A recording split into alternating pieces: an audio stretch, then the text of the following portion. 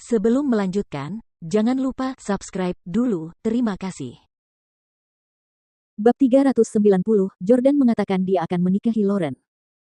Ruang tamu benar-benar sunyi dan bahkan Brett dan Clarice, yang sangat banyak bicara, menutup mulut dan menatap Jordan dengan ekspresi dingin. Menghadapi sambutan yang dingin, Jordan merasa tidak perlu berbasa-basi dengan keluarga Howard. Ia berpura-pura tenang dan menyeruput teh atau menopang dagunya dengan tangannya sambil mengetuk-ngetukkan jarinya ke telinga dengan gaya yang berirama. Saat itu, Jordan mengenakan AirPods dan mengetuk-ngetuk wajahnya secara berkala dengan ujung jarinya.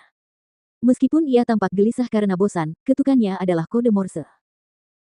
Dia baru saja mengirim pesan kepada tim dengan mengetukkan jarinya, kode Morse yang diterjemahkan menjadi, siapkan UFO. Dilihat dari cara keluarga Howard berkumpul, Martin mungkin akan mempersulitnya. Meskipun Jordan mengira dia mengirim pesan secara diam-diam, Clyde berjalan mendekati Martin perlahan dan membisikkan sesuatu ke telinganya. Tuan, dia baru saja mengirim pesan melalui kode Morse dan meminta bawahannya untuk mempersiapkan UFO. Martin melambaikan tangannya sebagai tanda terima kasih. Jordan tidak dapat mendengar apa yang dikatakan Clyde kepada Martin tetapi dia merasa bahwa Clyde bukanlah orang yang sederhana. Tak lama kemudian, Lauren turun dari lantai atas dengan mengenakan pakaian baru. Karena di dalam ruangan cukup hangat, ia berganti pakaian dengan gaun musim dingin panjang yang sangat elegan.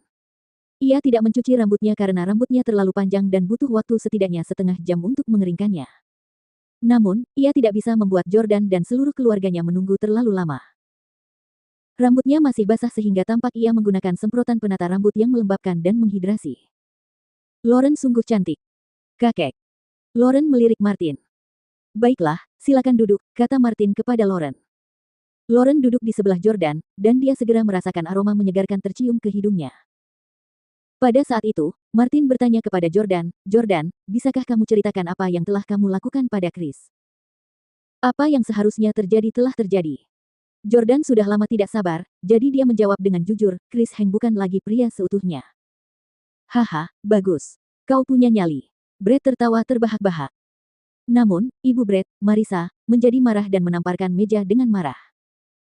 "Chris adalah menantu kami dan suami baru Lauren. Beraninya kau memperlakukannya seperti ini. Bagaimana putriku bisa menjalani kehidupan pernikahan yang normal di masa depan?" Jordan hanya terdiam. Apakah wanita ini sedang berkhayal? Dilihat dari kondisi pakaian Lauren saat ia datang dan rambutnya yang acak-acakan, ia jelas telah dipukuli. Meskipun menjadi ibu Lauren, Marissa tidak menunjukkan kekhawatiran apapun tentang apa yang telah dideritanya di rumah keluarga Hanks. Sebaliknya, ia lebih peduli tentang kesejahteraan Chris dan berkhayal tentang membiarkan Lauren dan Chris hidup sebagai suami istri. "Bagaimana dengan ayah Chris, Lawrence?"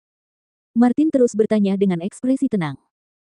Jordan mengatakan, "Saya tidak menyakiti ayahnya, tetapi anak buah saya menemukan bukti pelanggaran hukum yang dilakukannya dan kejahatannya telah terungkap di internet." Martin berkata, "Keluarga Hanks akan segera menjadi mertua kita. Apa sebenarnya maksudmu dengan melakukan itu kepada mereka? Ketika aku pertama kali memintamu untuk menikahi Lauren, kau menolaknya, tetapi sekarang Lauren sudah menikah dengan orang lain, kau malah membuat keluarga mereka berakhir seperti ini. Apa kau ingin cucu perempuanku menjalani seluruh hidupnya dengan cinta tak berbalas padamu dan berakhir sendirian selama sisa hidupnya?" Martin tiba-tiba kehilangan kesabarannya, tampak sangat berwibawa. Sebelum Jordan mengatakan apapun, Lauren berdiri lebih dulu dan berkata, "Kakek, apa yang terjadi hari ini tidak ada hubungannya dengan Jordan. Chloe dan aku diperlakukan buruk oleh keluarga Hanks dan Jordan tidak tega membiarkan kami terus menderita.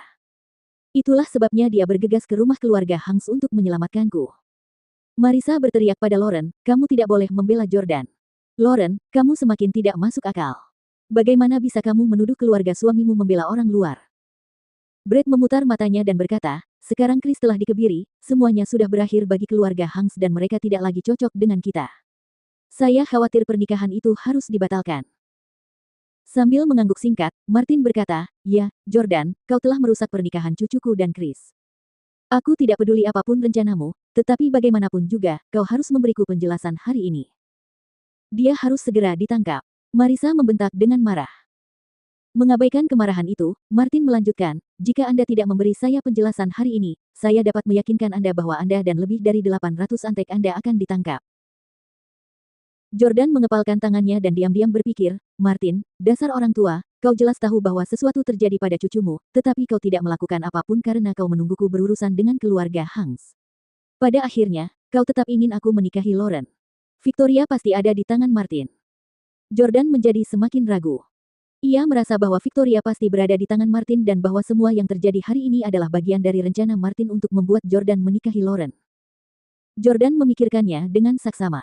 Tidak, aku tidak bisa lagi tinggal di DC. Martin sengaja menyembunyikan Victoria dan aku tidak bisa menemukannya sama sekali, kecuali aku menjadi orang yang paling dekat dengan Martin. Setelah semenit penuh, Jordan tiba-tiba berdiri. Mengetahui betapa tangguhnya Jordan, semua orang langsung waspada. Hampir secara naluriah, Clyde juga berdiri dan melindungi Martin. Sama seperti alur cerita film, Hero, seorang ahli top akan mampu membunuh seseorang dalam sekejap asalkan jaraknya masih dalam jangkauan perburuan. Yang mengejutkan mereka, Jordan tidak menyentuh Martin melainkan memegang tangan Lauren. Brett langsung panik dan berseru, "Lindungi adikku." Marissa pun berseru, "Lepaskan putriku. Apa yang kau coba lakukan?" Lauren juga mengira Jordan akan menyanderanya dan melarikan diri. Maka ia tidak menghindar, tetapi justru berinisiatif mendekati Jordan dan berkata kepadanya, bahwa aku sebagai sandera dan tinggalkan tempat ini. Jangan kembali lagi. Air mata mengalir di wajahnya yang tanpa celah. Jika bukan karena dia, Jordan tidak akan berakhir dalam keadaan seperti ini. Namun, apa yang terjadi selanjutnya adalah sebuah adegan yang di luar dugaan semua orang. Jordan tidak mencoba menculiknya dengan memegang tangannya dan malah. Jordan terus mendekati wajah Lauren, lalu dia menciumnya di depan semua orang. Apa? Semua orang tercengang karena terperangah dengan apa yang dilakukan Jordan. Lauren benar-benar tertegun dan air mata di wajahnya terhenti mengalir karena betapa terkejutnya dia. Jordan, kamu. Lauren tidak mengerti mengapa Jordan menciumnya. Jordan memegang tangan Lauren erat-erat lalu menatap Martin. Semua orang di DC tahu bahwa Lauren akan menikah pada tanggal 1 April. Aku tidak akan membiarkan keluarga Howard merasa malu. Pada tanggal 1 April Lauren akan tetap mengenakan gaun pengantinnya dan menikah. Namun, mempelai prianya bukan lagi Chris. Melainkan aku.